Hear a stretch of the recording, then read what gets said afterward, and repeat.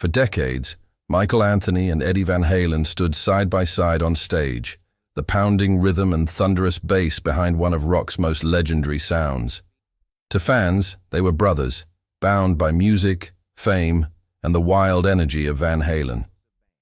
But behind the lights and guitar solos, something darker was happening, a tension that slowly turned friendship into betrayal. Now, at 70 years old, Michael Anthony has finally broken his silence, exposing shocking truths about Eddie that the world never knew. Their story wasn't always filled with anger and distance. In the early days, the two shared laughter, long nights on the road, and dreams of conquering the world. But as fame exploded, so did egos, jealousy, and personal demons. Eddie's genius came with a storm, a perfectionism that often left Michael feeling invisible, unappreciated, and ultimately replaced. For years, Anthony stayed quiet, choosing loyalty over truth. But after Eddie's death, the silence became too heavy to carry. In a recent interview, Michael's words caught everyone off guard.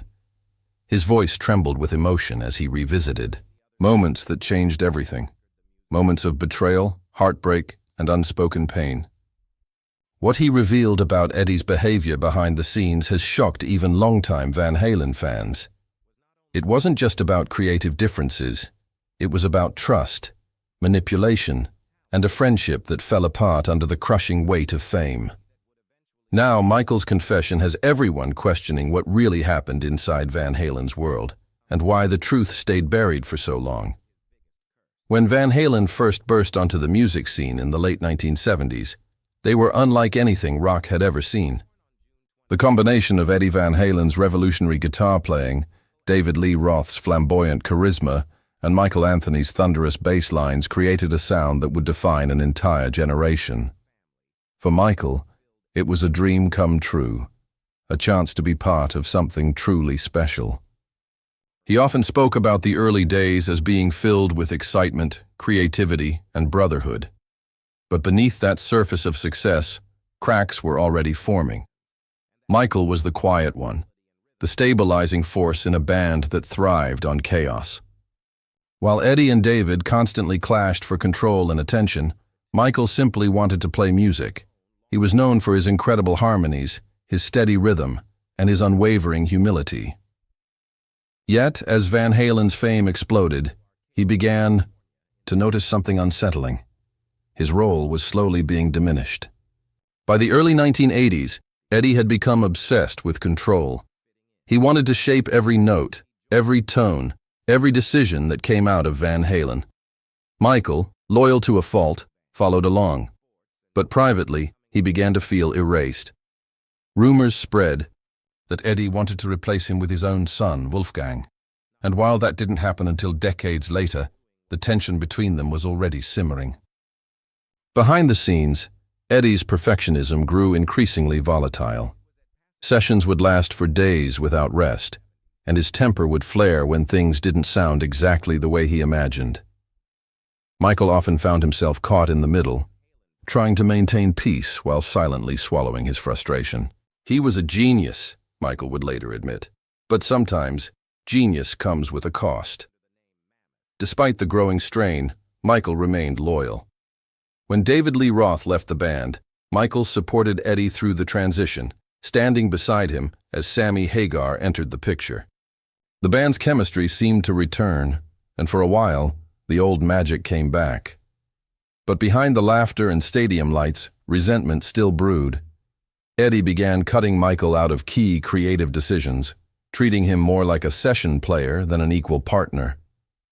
Michael's salary was slashed, and his name was pushed to the background in interviews. Eddie reportedly referred to him as a hired hand, a statement that cut deeply after decades of loyalty. Michael never publicly fought back, choosing instead to focus on the music and the fans. But those who knew him could see the pain in his eyes whenever the topic came up. Then came the ultimate blow. In 2004, during Van Halen's reunion tour, Eddie announced that his son Wolfgang would be taking over Michael's role on bass. Fans were stunned. Michael had been there from the very beginning, yet he was suddenly written out of the band's history. For Michael, it wasn't just a professional loss. It felt like a personal betrayal. Still, he chose silence. For years, he refused to badmouth Eddie publicly, even as fans demanded answers. He focused on his side project with Sammy Hagar, The Circle, and continued to play the songs that built his legacy. But the wounds ran deep.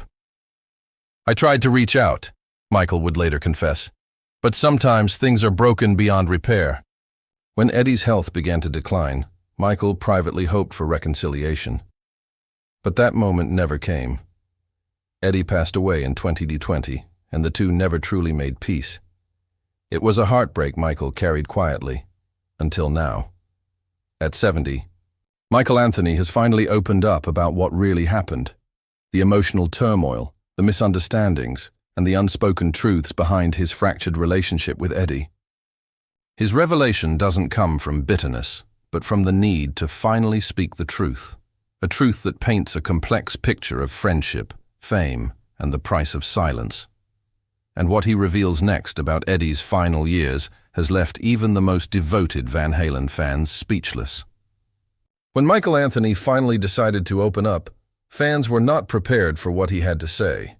For years, the public had only seen the glamorous surface of Van Halen, the wild tours, the hit albums, the iconic performances that defined the sound of American rock.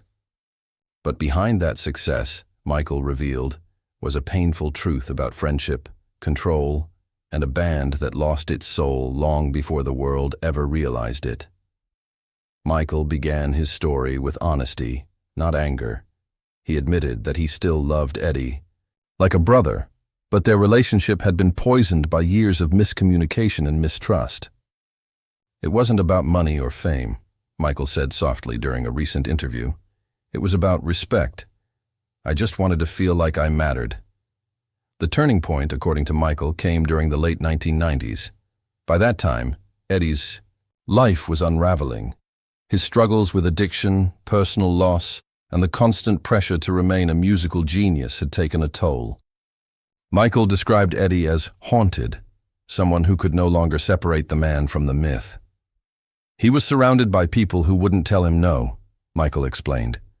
And that's when the real Eddie started to disappear. Michael recalled long nights in the studio where Eddie would isolate himself, obsessed with re-recording the same section over and over, convinced that perfection was only a few notes away. "He stopped trusting people," Michael said. "Even me." Those sessions became emotionally draining, with tension so thick that at times Michael considered walking away entirely. But he didn't. Out of loyalty and love for the music they had built together, he stayed. "We were family," he said. And you don't just walk out on family. Still, the distance between them grew. Eddie became erratic, paranoid, and controlling. He began rewriting band credits, taking ownership of arrangements that had been collaborative. Michael said he was shocked and hurt, but chose not to fight back. "I didn't want it to become a war," he said. "It was already painful enough." Then came the announcement that shattered everything. Eddie called Michael one day and told him bluntly that Wolfgang, Eddie's teenage son, would be joining Van Halen as the new bassist. "He said it like it was no big deal," Michael recalled. "I didn't know what to say. I was devastated." At first, Michael thought it was a joke. He couldn't imagine being replaced after decades of loyalty, friendship, and contribution. But when the reunion tour was officially announced, without his name, reality hit hard. "I wasn't even given the chance to say goodbye," he admitted. Michael's fans rallied behind him, flooding social media and fan forums with outrage. But he stayed silent. "I didn't want to speak from anger," he said. "I was sad, not angry."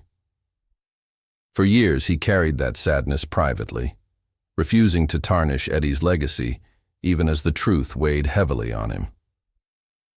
When Eddie passed, away in 2020 after a long battle with cancer, Michael said it was one of the hardest days of his life. He never got the closure he needed. "I wanted to tell him I forgave him," Michael said, "but I never got that chance." That regret, he admitted, still haunts him. But his decision to finally speak now isn't about revenge, it's about honesty. People deserve to know that Eddie wasn't a villain, he said. He was a human being, brilliant, flawed, and broken in ways that fame can't fix. Michael revealed that, despite their rift, he still plays Van Halen's songs as a tribute to the man he once called his brother. "Every note I play," he said, "I think of him. I think of what we built, what we lost, and what we never got to say." The truth, as Michael put it, is that greatness often comes with unbearable loneliness, and Eddie Van Halen's story was no exception. But Michael's next revelation would expose something even deeper, a hidden moment that completely changed how he viewed their friendship forever. When Michael Anthony began sharing the deeper memories, the moments only a band brother could. Noman, his voice grew softer, his words slower, almost as if he were reliving every heartbeat of their shared past. He revealed that the final years of Eddie Van Halen's life were marked not only by illness, but by reflection, guilt, and an unspoken wish for reconciliation that came far too late. Michael recalled a night back in 2004, there. Last real conversation before things fell apart for good. The band had finished a long and stressful tour, and everyone was exhausted. They sat together backstage after the final show, surrounded by empty beer bottles and the quiet hum of the arena. Eddie, looking worn and tired, leaned over to Michael and said something he would never forget. "We did something no one else could ever do, Mike, but somewhere along the way, I lost what really mattered." At that time, Michael didn't fully understand what Eddie meant. But now, years later, after losing him, the words haunt him. "I think he was already feeling the weight of everything that had gone wrong," Michael said. "The fame, the fights, the friendships lost. It was all catching up to him." He described how Eddie's health began to fail soon after, yet he kept working on music, recording every day despite the pain. Michael admitted that he had tried to reach out multiple times over the years, but Eddie never responded. "I left voicemails. I sent messages through mutual friends," he revealed. But it was like shouting into a void. He was gone long before he actually passed. What hurt the most for Michael was seeing how the narrative had been twisted over the years. Many fans believed that he had abandoned the band, but now he revealed that it was quite the opposite. "I never quit," he said firmly. "I was pushed out. And that's a truth I had to live with quietly for a long time." Michael's voice cracked when he talked about the day he found out about Eddie's passing. "It hit me like a brick," he said. "No matter how bad things got, I always thought there'd be time to talk, time to heal. But that time ran out." He revealed that shortly after Eddie's death, he received a call from Wolfgang Van Halen, Eddie's son, and the man who had replaced him years earlier. What Wolfgang said stunned him. "Wolf told me that his dad talked about me in his last months," Michael said, holding back tears. He said Eddie regretted how things ended. He said if he could go back, he would have made things right. Those words broke something inside Michael, not in anger, but in sadness. "That was Eddie," he said. "He'd mess up, he'd hurt people, but deep down he had a good heart. He just didn't know how to show it." Michael revealed that Eddie had recorded several unreleased guitar pieces during his final months, and some of them, according to Wolfgang, were inspired by memories of their early days, the small clubs, the long nights in the van, the hunger to make something great. "Wolf told me his dad called one of the songs for Mike," Michael said quietly. "That's when I lost it. I sat down and cried like a kid." For Michael, that small gesture, even if indirect, meant everything. It was the apology Eddie could never give in person. He said it the only way he knew how, Michael reflected. Through music. Today, when Michael plays live, he includes a quiet tribute to Eddie in every show. He doesn't announce it. He doesn't make a spectacle. But when the lights dim and the bass hums low, he plays a short, haunting riff that he says belongs to Eddie forever. Fans who've seen him perform that tribute often describe it as one of the most emotional moments of the night. "You can feel the love and loss in every note," one fan wrote. And as Michael looks back now, he says that despite the heartbreak, he's at peace. "Eddie and I had our demons," he admitted. "But we also made magic, and that's what I choose to remember." But before ending his interview, Michael revealed one last story, a hidden truth about Eddie's private life that he'd kept to himself for years. What he shared next would completely change how fans see the late guitar legend forever. When Michael Anthony finally shared the story he had kept buried for years, the room fell silent. This wasn't about fame, music, or band politics anymore. It was about friendship, forgiveness, and the fragile heart of a man the world thought they knew. Michael revealed that in Eddie Van Halen's final years, the legendary guitarist carried a deep sense of regret, not just about their broken friendship, but about the people he had hurt along the way.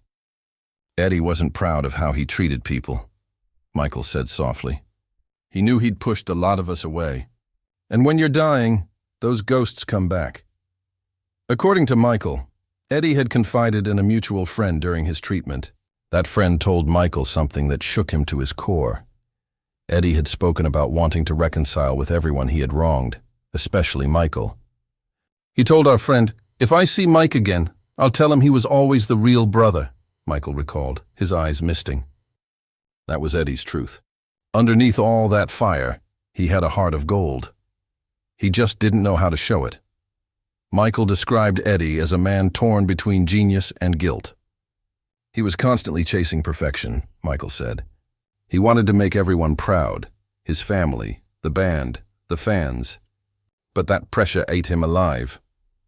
Even in his weakest days, Eddie still worked on music, writing melodies that no one has ever heard. "Wolfgang told me there were whole albums worth of material," Michael said. "Stuff so personal, he didn't even want anyone to hear it yet." One of those songs, Wolfgang later revealed to him, had been labeled simply Brother. It was quiet, melancholic, and filled with emotion. He said it was the closest thing to a goodbye Eddie ever wrote, Michael explained. And that broke me. Because in a way, I think that song was meant for me. For Michael, that revelation brought both pain and peace. It was the closure he never got to have face to face, a musical confession left behind by a man who had said everything through his guitar. "That's how Eddie spoke," he said. "He didn't use words. He used sound." Michael admitted that when he first heard about Eddie's passing, he felt a rush of anger. "I was angry at him for leaving things undone," he said. "But then I realized, maybe that's just life. Maybe we all leave something unfinished." After Eddie's death, Michael reconnected with Wolfgang, and the two began to heal their shared wound. "Wolf is a good kid," Michael said warmly. "He's got his father's fire, but also his humility. Playing with him felt like reconnecting with a part of Eddie I thought I'd lost." When asked what he misses most about Eddie, Michael didn't hesitate. "His laugh," he said. He had this loud, crazy laugh that could fill a whole room. Even when things were falling apart, that laugh made you believe everything would be okay. He then paused for a long moment before adding, "I don't hate Eddie. I never did. He hurt me, but he also changed my life. Without him, there would be no Van Halen, no Michael Anthony anyone cared about.